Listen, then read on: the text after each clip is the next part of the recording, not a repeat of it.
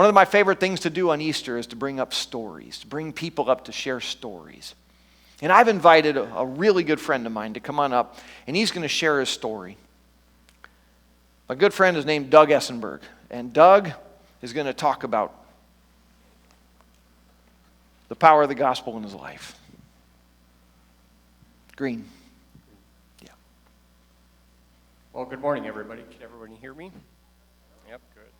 So as John said, my name is Doug Essenberg, and I've been coming to Frontline for about 3 months on a regular basis now. And I've known John for about 20 years, so it's taken him a long time to get me to come. And he's even been accused of being me at one point at work when one of my neighbors that rents a place next to me called him, "Hey Doug, how's it going?" And so we've met every Tuesday and Thursday for the most part for the last 14 years or so. And he is only one of the reasons, though, that I'm here. There's been many, many others. But he is one of the big ones that I am up here now telling my story about the seed of the gospel. So I grew up in a very loving Christian home with my parents in the front row here. So they're here today. And the seed was originally planted by my mom and dad. And they were really good parents. They cared for me deeply and loved me and gave me a great home. So I had a lot of advantages there. My dad was a pastor in a Reformed church, and my mom is a retired nurse. We moved around a lot due to my dad's job changes. We started in Kalamazoo, Michigan, then to Philadelphia, Pennsylvania, and then to Frankfort, Illinois, where my dad was let go from his job as the camp director there because the assistant director told lies about my dad to the board. So in subsequent months, the new director only lasted about 9 months. At that point, we moved up to Traverse City, Michigan for about 3 years, then down here to Jenison, where I finished high school in '84. We moved here in 1981, and so for those 3 years, we went to a lot of different churches searching for a really good church home. And we did find one at a small startup church, and we were there for many, many years, but then they turned into a mega church, which they lost the focus, I think, of where they started. And so we left there and we started looking for another church. And at that point, I believe I just stopped going to church because I could not find one that fit my lifestyle or what I thought religion should be. So I started going again when I got married. My wife grew up Catholic, so we searched for many, many different churches at that point, and we found one that we attended at United Methodist Church for about 11 years. And again, they started to grow, and they built a new building, and the services and everything else became more of like how big they are, how much bass was in their music, how big their TV screens were. And we attended there for a few Sundays, and it was still all about that.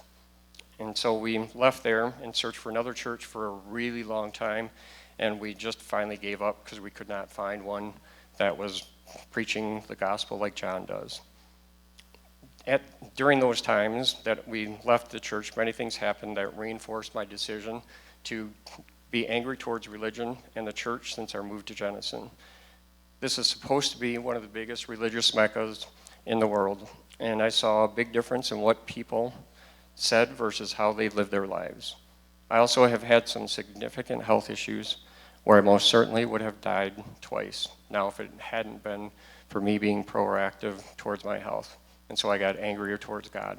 In retrospect, those things that brought me to those health issues, it wasn't me who planned on getting better. It was God who put those things in my life to make me a better human being, a better understanding of people's needs.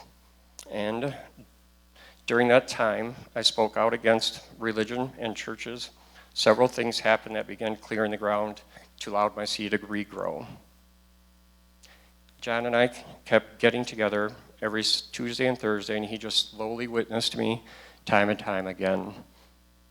And he was very patient, kind, and understanding, but he never pushed going to church. He just listened to my complaints with a smile and a nod and just had something positive to say. And at the end of every time that we ran, I always felt better.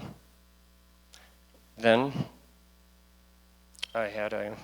we figured that we spent over 1,000 hours together at this point before I started going to church. So for 14 years, 2 days a week, and several other things that we did together, we spent way more time together than we ever thought it would take for me to get here to church, especially standing in front of you guys today. For those who don't know, I am a physical therapist and I see all types of people. One of my patients who had the biggest impact on me was a 17-year-old female patient who gave me a Bob Goff book called Love Does. Has anybody read that book? Quite a few people, okay. I would highly recommend it because it did really change my life. And this young lady, she was the daughter of a friend of mine that I had met in an anatomy class at Grand Valley State University. She had torn her ACL, and her first surgery was sort of botched, so she had to go through it again. So lucky me, I got to spend a lot of time with this young lady who had a better understanding of Christianity and what it was supposed to be like. She was a true Christian, and she was on fire for God. I didn't read this book right away and let it sit on my shelf for quite a while. When I started to read it, I really enjoyed the stories and decided to just read one story a night because it really was a book that I wanted to savor, and I didn't want it to end. That truly did change my life, but I didn't know what to do with a new attitude. In this book, at the end of a chapter, Bob Goff challenges you to say yes to the next thing that somebody asks you to do. And unfortunately, on the next day, I was running with John. And all of you who knows him knows how that goes. He challenged me to do a Bible study online during COVID. And I shook my head and I said, this is only because God was involved in this whole thing. And so I told Louder I would do it, and so we did, and I had met a lot of people who helped water that little seed and continues to grow. And Anthony was definitely one of those people that helped me a lot. So, and during that time also, John referred many of his congregation members to me for physical therapy services. They don't know this, but they had a big part in my return to the church. Each one of them was a positive force, excited about church and what was happening at Frontline, involved in ministry or leaders in the church that really spiked my curiosity about Frontline. The people who have spoken about their struggles so openly was also an amazing thing. I got to spend the weekend at a men's retreat with Aaron, John, and Jared, and I learned just to say Jared, and both Aaron and Jared would turn and look at me, so it saved a lot of air. Aaron was also a huge watering can for me, and he knows this, but I don't think he realizes how much. Since I have come on a more regular basis, I have met many more people who continue to make me want to come. I also have to give credit to Leo and the band, as they are the first band in a church I felt were truly worshiping God. Thank you to all of you who have had their part in my returning to church.